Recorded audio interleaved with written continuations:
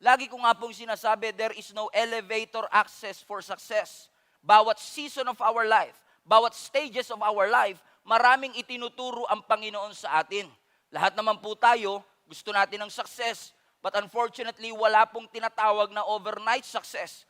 Kung ang success na hinahanap natin ay yung success na itinuturo ng Biblia, kung saan ang description nito ay good success, I believe kailangan nating sundin yung design ng ating Panginoon.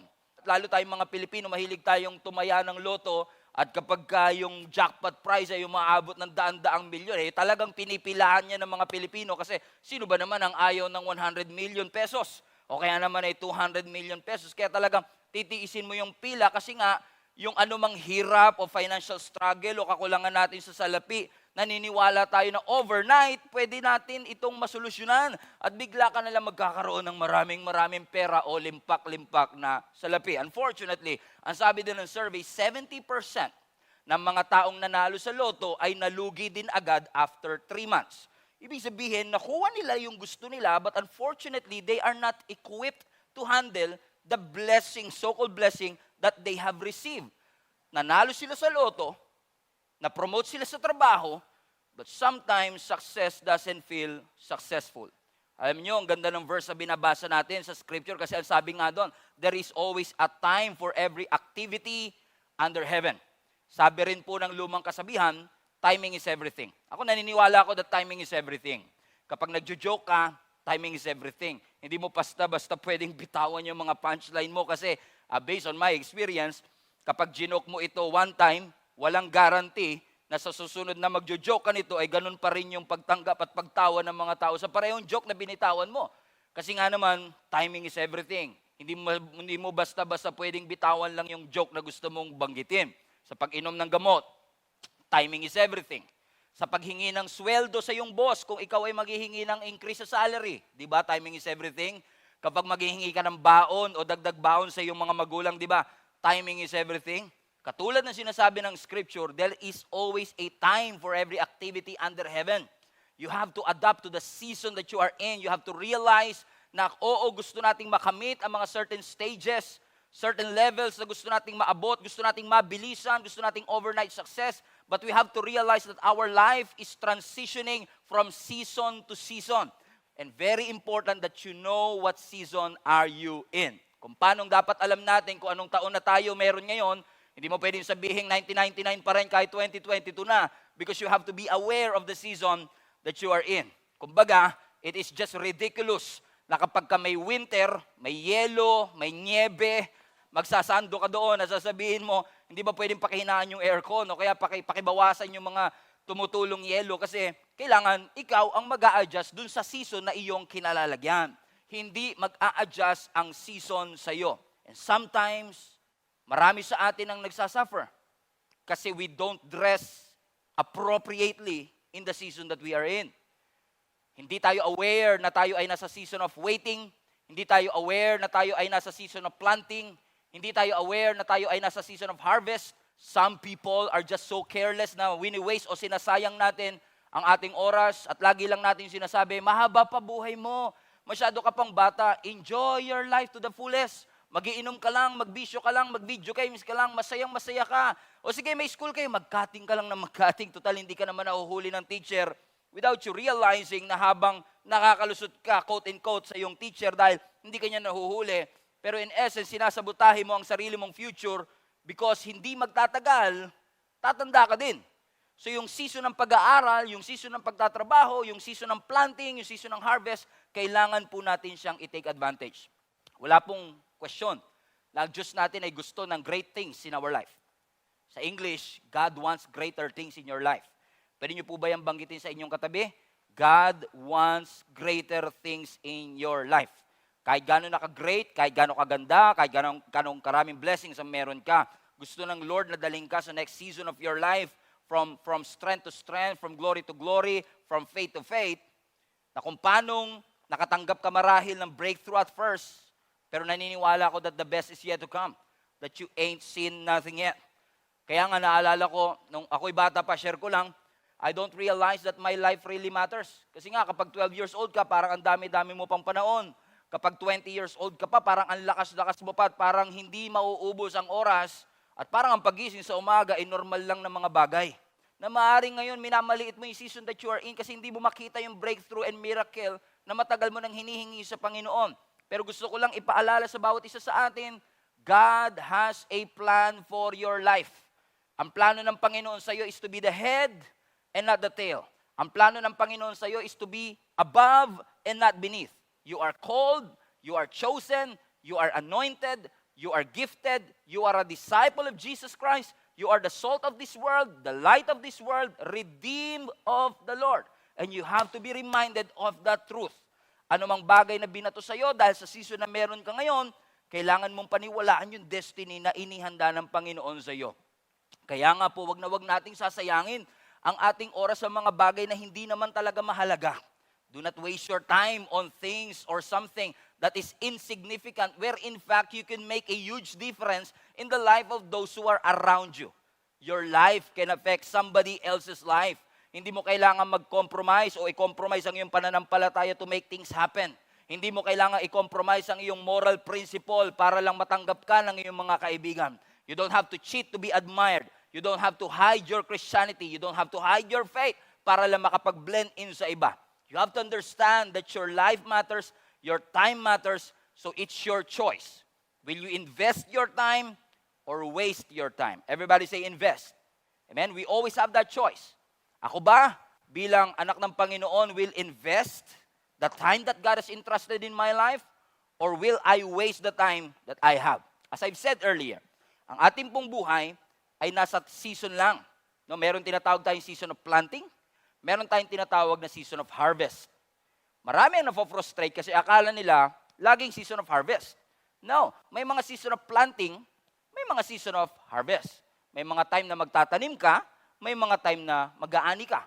Yung buto, magiging mangga in the future. Pero sa gitna ng planting at sa gitna ng harvest, meron pang isang season. Ang tawag dito ay waiting season. Kung saan we have to wait patiently and faithfully so that that harvest that we are looking for and longing for ay mangyari at magkaroon ng katuparan. Alam niyo mga kapatid, naniniwala ako that it's not just the waiting that is important. Your attitude while you wait for the harvest is more important. Yung attitude natin, kasi pwede kang nag-aantay pero nagko-complain. Pwede kang nag-aantay pero nagdadabog. Pero ang sinasabi ng Panginoon sa atin, may mga season sa ating buhay, planting and harvesting, and while you wait, God wants to develop the right attitude in your life so that you will enjoy the benefit of the harvest that God gave to you. Madalas tayo na-frustrate. Let me repeat, is because we think na laging harvest time all the time. Pero hindi po ganun ang sitwasyon. In fact, kapag nasa season of planting ka, you don't have a choice but to work hard, mag-effort para magtanim. Kung ikaw ay nasa waiting season, you don't have a choice but to wait patiently with the right attitude before the harvest time. Bakit? The reality and the principle of life is this. You cannot control your season. Amen? You cannot control your season because seasons are controlled by God. Si Lord lang po ang nakakakontrol ng ating season. Kung maaalala po ninyo, sa Luke chapter 15, meron po doong story o parable ng isang ama, amen, na may dalawang anak. At yung bunsong anak, kinuha niya yung kanyang inheritance, hindi na siya makapag-antay na mamatay yung kanyang tatay, kaya sabi niya sa kanyang tatay, Daddy, ibigay niyo na po sa akin yung inheritance ko, yung aking mana. Without realizing na, parang ang sarap pakinggan, magkakaroon ka kagad ng limpak-limpak na salapi. Kasi nga, habang nasa prime ka pa of your life, bata ka pa lang, pwede mo nang ma-enjoy kagad yung mga mana na supposedly makukuha mo decades later, minadali niya ngayon. Sabi niya, gusto ko na pong makuha yung portion na para sa akin. That is a stupid decision. You know why? Kasi ang inheritance, habang tumatagal, mas lalong lumalaki. Pero dahil hindi na siya makapag-antay, gusto niya na kagad ngayon. Kasi nga naman, gusto niya na mag-enjoy. Gusto niya nang bilhin yung gusto niyang bilhin. Gusto niyang gawin yung gusto niyang gawin. Kaya nga lagi ko pong binabanggit, ano man ang edad ninyo, wag na wag niyong ipagpapalit yung gusto niyo talaga sa gusto niyo lang ngayon. Hindi porket accessible ang inheritance, ay kailangan mo na siyang kunin ngayon. Eh ano nangyari sa kanya? Kinuha niya yung inheritance kahit na hindi pa ganun kalaki, although malaki na yan, pero mas lalaki pa sana. Pero dahil minadali niya, sabi ng scripture, nagpakalayo-layo siya sa isang distant country, nilustay niya, winaldas niya yung pera at inheritance na ibinigay sa kanya. Ang sabi ng Luke 15, nag-indulge siya sa wild living. Now, we don't know what wild living is, pero maaaring parang one day millionaire, ang dami niya sigurong kaibigan, until ang sabi ng scripture, nagkaroon ng matinding famine o tagutom doon sa kanilang lugar, at nangyari yun nung walang-wala na rin siyang pera at naubos na. Tignan mo nga naman ang timing, ano? Kung kailan walang-wala na siyang pera, doon naman kagad nagkaroon ng severe famine. And syempre, dahil foreigner siya, siguro dahil wala ring trabaho ang ibang tao kasi nga tagutom, ang prioritize siguro ng bansang yun ay yung mga kababayan nilang mabigyan ng trabaho. Kaya sabi ng Bible, wala siyang makitang trabaho, kaya ang kanyang pinasukan na lang ay tagapagpakain ng baboy. Pero this is interesting kasi galing siya sa pagiging prinsipe, ngayon siya ay nagpapakain ng baboy. Ibig sabihin, talagang nagkaroon ng downgrade at demotion yung kanyang naging buhay, to the point, ang sabi ng scripture na habang nagpapakain siya ng baboy, dinisire niya na kainin din yung kinakain ng baboy sa sobra sigurong gutom niya. Kaya nga naman natauan siya eh. Kasi sabi niya, bakit ako nagsisettle for less? Na alam ko namang dun sa tahanan ng aking tatay ay napakaraming pagkain. Alam niyo, yan ang aking ipinapanalangin sa inyo pong lahat ngayon. Na ma-realize natin that we come into our senses that why are you settling for less if you have an access for so much more? Dahil nga sa kagustuhan natin at nagmamadali natin, we long to be with somewhere else and someone else. Gusto na natin kuhanin yung ating inheritance, gawin yung gusto natin gawin, into thinking that it will change our life. Amen. Na gusto natin gawin ito kahit na hindi pa ito talaga yung season because we don't want to trust that God is sovereign and God is in control. Kaya minsan mas gusto natin kontrolin yung season natin imbis na tayo dapat ang nagsasubmit sa ating sariling season. Naalala ko, no, sa bahay namin, no, napaka-powerful mo kapag ikaw ang may hawak ng remote control. Napansin niyo ba yan sa bahay natin? Kapag ikaw yung may hawak ng remote control, you've got the power. Pwede mong kantahin yung, I've got the power! Kasi nga, ikaw yung may hawak ng remote control, so kung gusto mo ilipat sa Channel 7, malilipat mo siya kahit ayaw ng iba. Gusto mong baguhin yung kulay, gusto mong baguhin yung volume, you have the power, you can control it the way you want it to be. Unfortunately, marami sa ating gusto natin na yung Christianity natin ay remote controlled. Na kung kailan natin gusto, doon natin gagawin. Kung anong kulay na gusto natin, yun ang gusto natin gawin. Kung anong volume, yun yung gusto natin gawing volume. Without us submitting to the authority and the sovereignty of our God, that God knows what's best for us. Na hindi porket binabago mo ang volume, binabago mo ang season, binabago natin yung mga gusto nating gawin, makuha natin siya sa timeline na gusto nating gawin, ay may enjoy natin ang benefit ng lahat ng mga bagay na ito. Hindi porket nagbabago, ay papunta ito sa kabutihan. Do you understand? Sabihin nyo nga po sa inyong katabi. Amen. Hindi porket binabago, amen, ay papunta lagi sa kabutihan. Ang sabi nga ng Proverbs, there is a way that seems right to a man, but it will lead to death.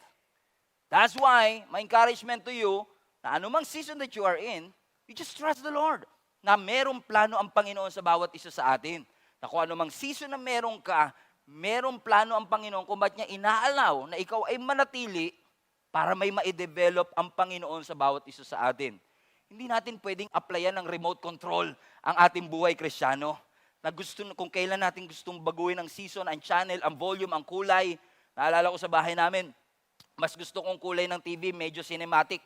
Yung iba naman gusto nila mas vivid. Mas makulay, yung parang kulay na kulay yung TV. Pero ako mas gusto ko medyo cinematic yung kanyang effect. Na-imagine mo lahat yan, kaya mong kontrolin sa iyong mga kamay. And unfortunately, we are doing the same thing sa ating buhay.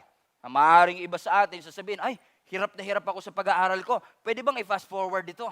Tapos pag ikaw naman ay kilig na kilig dun sa iyong nililigawan o sa jowa mo ngayon, gusto mo i-slow motion. Yung mga ganyan. Gusto nating madaliin o pabagalin ang mga season that we are in. Mga kapatid, gusto ng Diyos. Sabi nga, there is a time and season for every activity on earth. Ang gusto lang ng Lord, ma-enjoy mo yung season that you are in.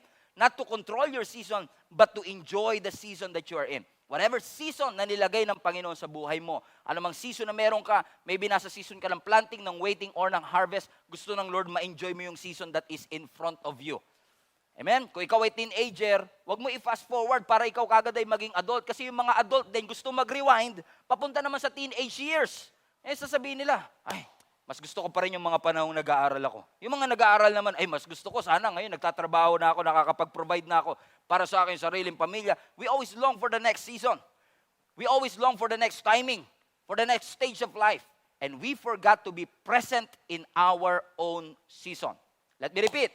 Most of us are longing to be in the next season, the next chapter, the next stage, that we forgot to be present in our own season. It's a choice that you make, and very important one, to enjoy, to dwell, to submit to the season that you are in. Ang sabi ng Deuteronomy chapter 15, verse 19, today, I am giving you a choice. You can choose life and success. You can choose death or disaster, for I command you this day to love the Lord your God and keep His commandments, keep His decrees, regulation, by walking in His ways.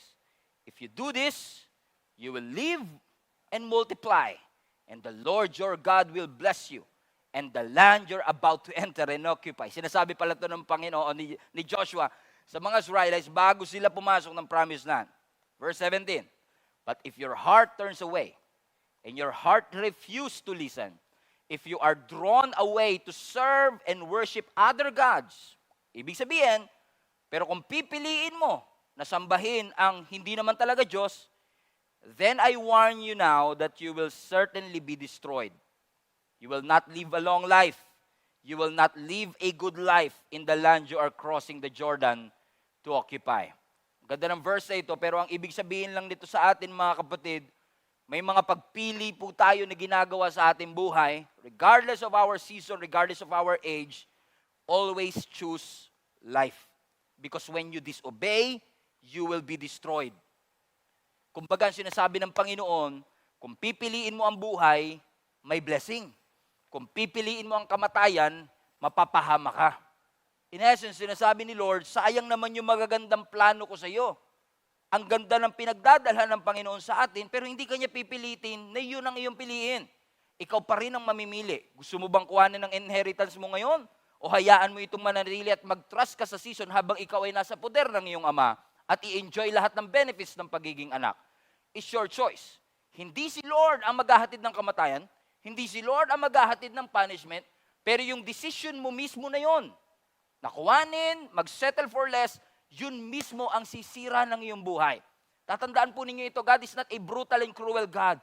He wants the best things in your life. Yun nga lang, pag pinili talaga natin yung hindi sa Panginoon, talagang mapapahamak po tayo. One of the best gift that God gave to all of us is choice. Isang regalo po na tayo ay makapili. Isang regalo na piliin natin ang ating Panginoon. And we should always choose life. We should always choose God. Kasi hindi naman tayo robot. Binigyan tayo ng Lord ng kakayanang pumili. That's why ni-encourage tayo ng Panginoon, piliin natin yung mas mabuti at yung mas maigi kasi yung choice mo na yan ang mag-shape sa iyong buhay. Your choice will shape your life. Kamusta hugis ng iyong buhay? Kamusta hugis ng takbo at direksyon ng ating buhay? Ibig sabihin, pwede kang maging miserable, but you don't have to. Amen? Pwede kang mabankrupt. Pwede kang mahirapan, but you don't have to. Pwede kang mamatay at mapunta ng impyerno, but you don't have to. You always have the choice to follow Jesus. You always have the choice to trust the Lord and give your life to Jesus Christ. Pwede kang mabuhay ng malungkot and depressed, but you don't have to. Kasi may ino-offer ang Panginoon sa atin na mas magandang direksyon, mas magandang stage ng buhay. Kaya napakahalaga ng desisyon natin right now to wait, to trust, to believe, and choosing to plant, choosing to wait, choosing to harvest are important choices that you need to make in your life. Ako po ay 30 plus na, no? Di talaga masabi, plus lang, 30 plus. Yung katabi mo, nagpapanggap lang yan, pero 40 plus na rin yan eh. Amen? All of us, anong age natin, we are always building our life. Yung building ng buhay natin hanggat hindi pa tayo patay, tuloy-tuloy yan, binibuild natin yung ating buhay. At pag tayo ay nagbibuild ng ating buhay, sinishape natin yung magiging future natin. So parang ikaw yung mason, ikaw yung karpintero, na ikaw ang nagdidikta kung ano magiging itsura ng iyong buhay. Amen? Hindi yan basta maitatayo lang. Amen? Dahil may tiwala ka sa Panginoon. Binibigyan tayo ng choice ng Panginoon. Tayo pa rin ang pipili saan direksyon natin gustong pumunta. Magbihantay ba tayo ngayon dahil gustong-gusto na natin? O magtitiwala tayo sa Panginoon sa tamang timing ng ating Panginoon? Kung lagi lang tayong tititig at iisipin natin that life will build on its own, hindi ito mangyayari. You have to be very intentional sa paghugis ng iyong buhay. The decision that you will make today, to follow Jesus or not, your decision today, to wait or not, your decision today, na magsimba o hindi, magbigay o hindi, magserve o hindi, will determine the future and the direction of your life. Hindi yan automatic na nabibuild, kaya kailangan maging intentional tayo in building our life upang yung mga plano ng Panginoon sa atin ay mangyari. Wala naman sigurong baby pa lang addict na no? Kaya naging addict yan dahil sa mga choice na pinili nila all throughout the years. Walang pinanganak na kriminal na kagad. It is the choice that they make. It's because of the small decisions that they make. Yun yung mga maliliit na decision from the past up to now that leads to where they are right now. So ibig sabihin, your decision for this season is very important. Let me repeat. Your decision for this season will either change your life for a better or for worse. It's up to us. Napakahalaga na tayo ay nagtitiwala sa Panginoon sa anumang season that we are in. Huwag nating madaliin. Kasi madalas sa atin, we are commanded to trust, but we choose to rush. Amen? Ang utos, trusting, hindi rushing. You should trust the season that you are in. Wait for it. Pag sinabi ng Lord, alam ko gustong-gusto mo yan, nasa kalooban naman ng Lord, pero pag sinabi niyang wait for it, wait for it. Proverbs 3 verse 5, trust the Lord with all your heart. Lean not on your own understanding. In essence, do not trust your own wisdom. Do not trust your own understanding. Look for wisdom outside yourself. Wisdom that sees everything. Wisdom that knows everything. Wisdom that controls everything. And that is the wisdom that comes from the Lord. Kasi yung wisdom ng Lord, yun yung perfect para sa buhay mo. Yung plano ng Lord, yun yung perfect para sa buhay mo. Kahit pa sa pananaw mo, ito na ang pinaka-perfectong trabaho, perfectong lalaki, perfectong babae, alam pa rin ng Diyos kung ano ang mas perfecto. Maaaring sa ngayon lang, sa tingin mo, ganyan. Minsan sabihin natin, Pastor, type na type ko talaga siya. Tingin ko siya talaga ang pinaka-best for me. I think I deserve her. She is so perfect for me. Kinikilig ka pa, no? Makita mo pa lang yung picture niya, kinikilabutan ka na kagad, ano? So sobrang kilig mo sa kanya. Pastor, sure na sure talaga ako. Siya na talaga ang perfect guy. Siya na talaga ang perfect girlfriend for me. She might be a perfect girl, but the question is she perfect for you? Okay, that guy is perfect. Dream guy, parang K-pop. But is he the perfect one for you? God knows kung ano ang perfecto sa atin. God knows what fits in our life. That's why it's really important to trust the Lord. Trust His timing. Trust His ways. Trust His plans. Para sa marriage, walang perfect marriage. Walang perfect relationship. But if we want the perfect for us, we must follow God's design. Let me repeat. Walang perfect relationship. Walang perfect marriage. But if we want something that is perfect for us, we have to follow God's design. Follow God's timing. Follow His ways. Follow His plans. Huwag ka lang masyadong excited. Excited to get married. Marami sa atin excited to get married, but are you ready to be a wife? Are you ready to be a husband? You're excited to go to work, but are you ready to dedicate your life and time to really work hard for that? Excited tayo sa pagpropose sa jowa natin, kasi may kakayanan na tayong bumili ng engagement ring. But are you ready to be a husband? Hindi porket kayang bumili ng engagement ring at maraming pera sa bank account, ay ready na maging husband. Inihahanda ka pa ng Panginoon at inihahanda pa ng Panginoon yung future partner mo for you. But parang naging love seminar na ito. Amen? Sabi mo sa katabi mo, instead of looking for one, be the one. Amen? Ikaw yung ide-develop ng Panginoon kasi while you are waiting for it, amen, while God is saying, wait for it, and while you're waiting, God is preparing something in store for you. God is preparing something great in your life. You may look stupid for waiting. You may look baduy for waiting. You may look like you are wasting your time while you're waiting for the right time. Pero ang sabi nga nila, mas pipiliin ko nang i-endure yung pain ngayon and then to enjoy the gain later. Hindi ko pagpapalit yung ultimate plan ng Lord sa akin sa mga immediate na meron ako ngayon. O immediate things na gustong i-offer ni Satan sa akin. Katulad ni David, I believe na inihanda ng Panginoon ang buhay ni David mula pa nung siya ay teenage boy, mula pa nung inanoint siya ng Panginoon, hanggang siya ay tawagin ng Panginoon sa defining moment ng kanyang buhay. Alam natin ang story. Si David is a shepherd, tagapag-alaga ng tupa ng kanyang tatay. Ang trabaho niya behind the scenes. Wala nakakakita, wala nakaka-appreciate. Hindi siya sinasabitan ng medalya kapag napoprotektahan niya yung mga tupa na ipinagkatiwala sa kanya. And yet, he remained faithful to it. To the point na nung siya ay dalhin ng Panginoon sa Valley of Elah for his defining moment, na wala siyang kamalay-malay kasi ang purpose niya lang talaga at that time ay maghatid lang ng tinapay para sa kanyang mga kapatid.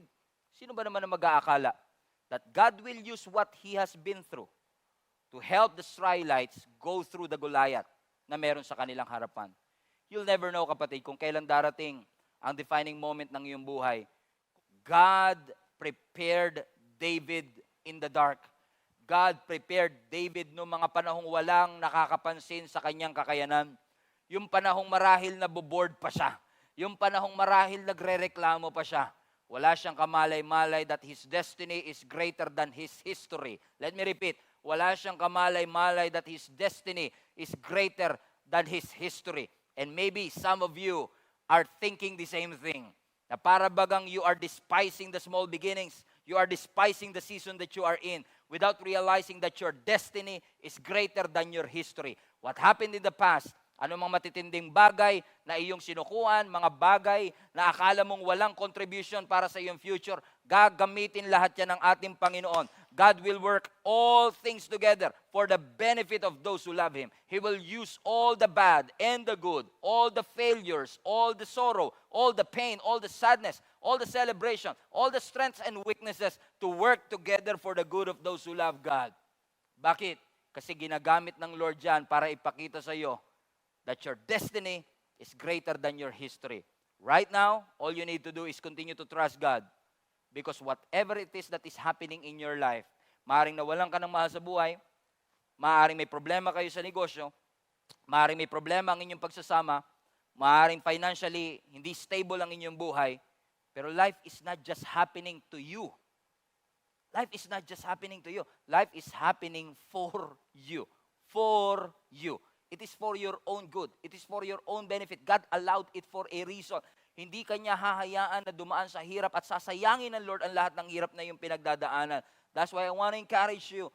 Wait for it. Everybody shout, wait for it. Wait for it. Lakas pa natin. Wait for it and don't rush the process. You trust the process and just wait for the right time. Wait for the right season. And you will realize it's better kapag tayo ay marunong magantay.